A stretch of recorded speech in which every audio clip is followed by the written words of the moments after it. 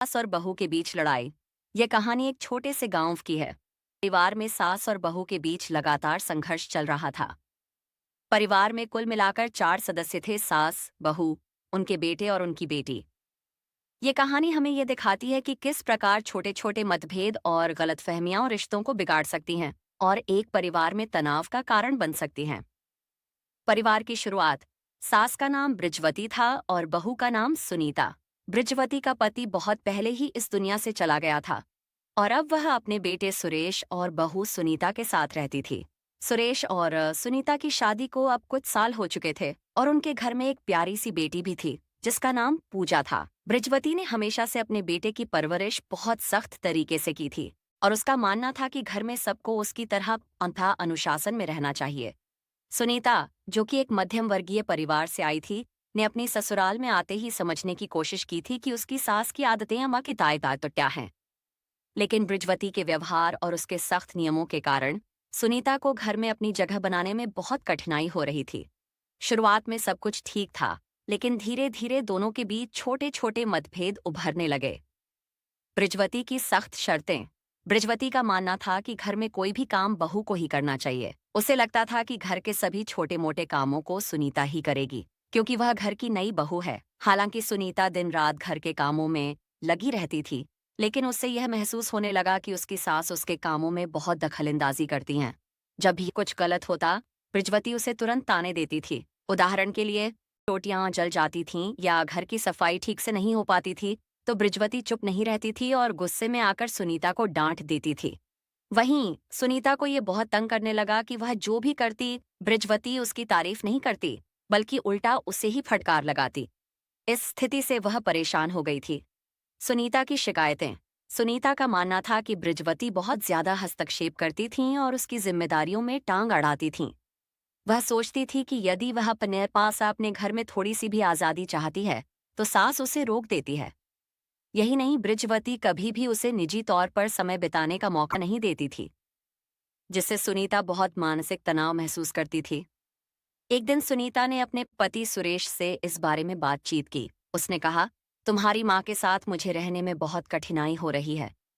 वह हमेशा मुझे कमतर समझती हैं और मैं हमेशा उनकी नज़र में गलत ही रहती हूँ। मुझे समझ नहीं आ रहा कि मैं क्या करूँ।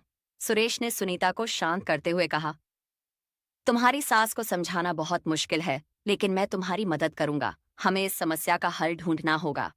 लेकिन जब सुरेश ने अपनी माँ से इस बारे में बात की तो बृजवती ने कहा, सुनीता मुझे समझ नहीं पा रही है। मैं तो उसे हमेशा सही रास्ता दिखा रही हूँ।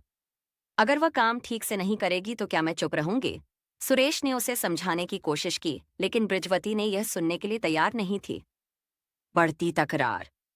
समय के साथ बृजवती और सुनीता के बीच की तकरार और बढ़ने लगी। बृजवती की सख्ती और सुनीता की आज़ादी की चाहत एक दूसरे से टकरा रही थी। एक दिन सुनीता ने घर में रोटियां बनाने में थोड़ी सी देर की तो बृजवती ने उसे चिढ़ाते हुए कहा, तुम सही से काम भी नहीं कर सकती और घर के काम को थोड़ा भी जल्दी नहीं कर सकती। क्या तुम्हें घर चलाने का कोई तरीका नहीं आता? सुनीता ने चुपचाप जवाब दिया, माँ, मैं कोशिश कर रही हूँ, लेकिन क्या आप हमेशा मुझे निगरानी में रखेंगे? यह सुनकर बृजवती को गुस्सा आ गया और उन्होंने जवाब दिया, तुम काम ठीक से नहीं करती हो और फिर बहस करने लगती हो। तुम हमेशा शिकायत करती रहती हो। सुरेश का दबाव। सुरेश ने दोनों को शांति से समझाने की कोशिश की, लेकिन दोनों का गुस्सा और बढ़ता गया।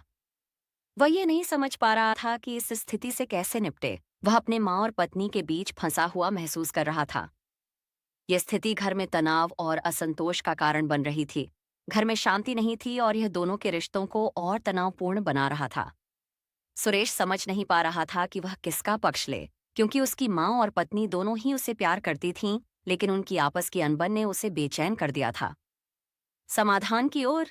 समस्या को बढ़ते हुए देख दिन सुरेश ने 5 कोष से अपनी माँ और पत्नी को एक साथ बैठाकर बातचीत करने का निर्णय लिया। उसने कहा, माँ, तुम दोनों को समझना होगा कि हमारे परिवार में शांति बनाए रखने के लिए हमें एक दूसरे का सम्मान करना होगा। सुरेश ने बृजवती से कहा, माँ, मुझे समझ है कि आप घर के कामों में बहुत अनुभव रखती हैं, लेकिन हमें सुनीता को भी अपनी जिम्मेदारियां निभाने का अवसर देना होगा। बृजवती ने थोड़ी देर सोचा और फिर कहा, मैं जानती हूँ बेटा, लेकिन मुझे लगता है कि सुनीता को अभी भी घर की परंपराओं को समझने में समय लगेगा। सुनीता ने भी अपनी सास से कहा, माँ जी, मैं जानती हूँ कि आपने हमेशा घर की देखभाल की है, लेकिन मैं भी घर की जिम्मेदारी निभाना चाहती हूँ। मैं आपकी मदद चाहती हूँ, न कि आपकी आलोचना। यह सुनकर बृजवती का गुस्सा थोड़ा कम हुआ। उसने सुनीता को एक बार फिर से गले लगाया और कहा, ठीक है, मैं समझती हूँ। हम दोनों मिलकर घर का काम करेंगे और मैं तुमसे कुछ सीखने की कोशिश करूंगी। निष्कर्ष। समय के साथ बृजवती और सुनीता के रिश्ते में सुधार हुआ। दोनों ने एक दूसरे की स्थिति को समझा और एक दूसरे की मदद से अपने रिश्ते को बेहतर बनाया।